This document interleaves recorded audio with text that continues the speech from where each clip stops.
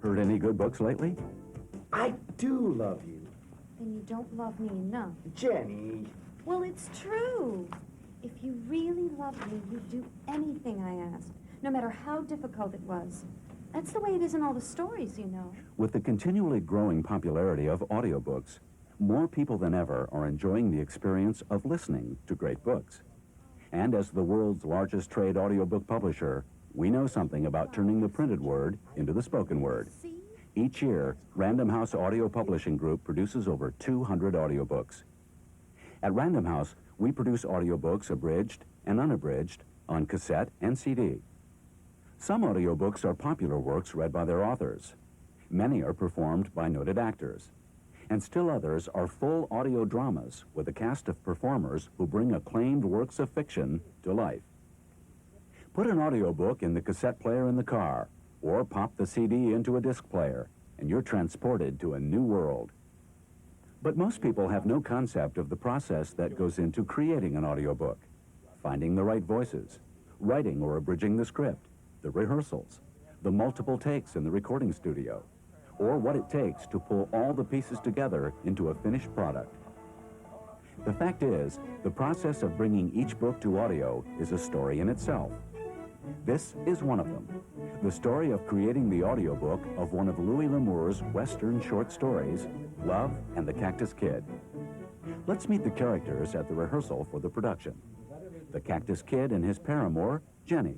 I don't want to hear about any trouble. Do you understand? Oh, Jenny.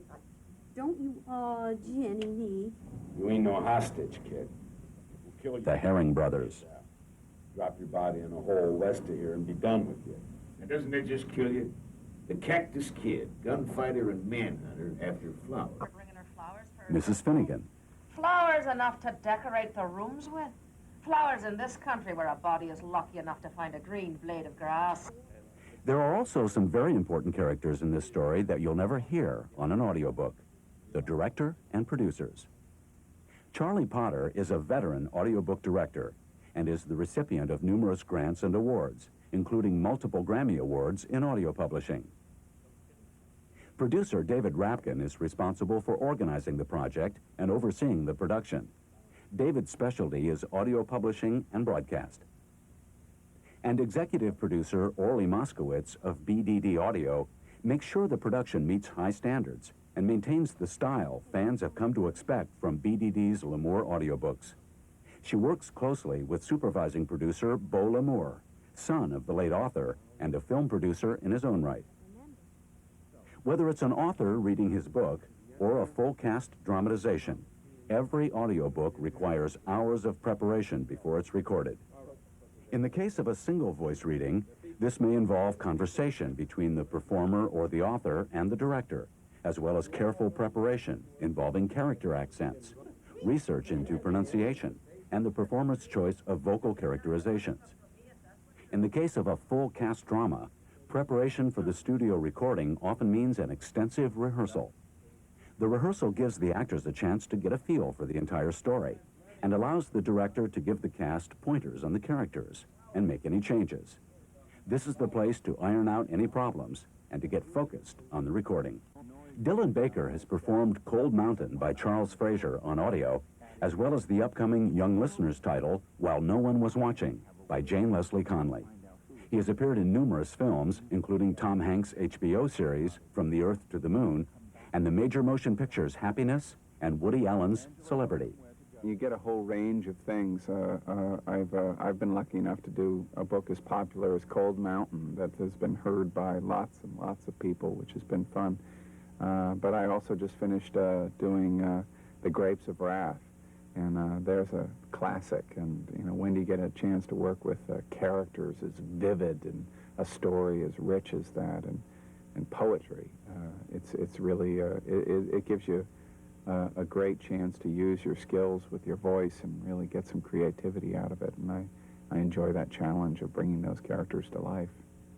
Meanwhile, back at the ranch, the rehearsal is wrapping up. Easy to do, and you know, when we get to the studio, it'll be, and hopefully we'll all keep our humor and, you know, have fun. The recording session is the next step, and perhaps the most important. No matter what else goes into the mix, or the post-production of an audiobook, it's what goes on tape that counts. It's in the recording studio that the crucial elements of the audiobook are created. The technical quality of the recording itself will be set from this point forward. The quality of the ambient sound, the vocal warmth of the performer, are all determined through the physical qualities of the recording booth and the choice of microphone. These decisions are already complex in the production of a single voice recording. When the process involves a full cast drama, the number of decisions and the potential for problems and the simple physical logistics multiply geometrically. With the microphones on and the cast ready, the audiobook starts to come to life. If you loved me, you'd get them, Nestle Road. If a man truly loves a girl, he can do anything. Shush. Anybody hears that name, they'll hurrah me clear out of the county. Call me Clay or Kid or anything but that. Most audiobooks are single voice recordings. Some have music or sound effects, but most don't. In BDD's Louis L'Amour dramatizations, sound effects are actually laid down on a separate track during the recording session.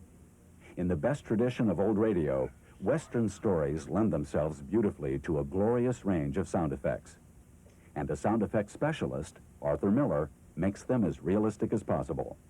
So a sequence might be, guy opens his door, comes out onto the porch, and steps into the dirt, maybe walks through the leaves or the underbrush, out into the gravel, coconuts, sandbag. So he walks along, and he gets on his horse.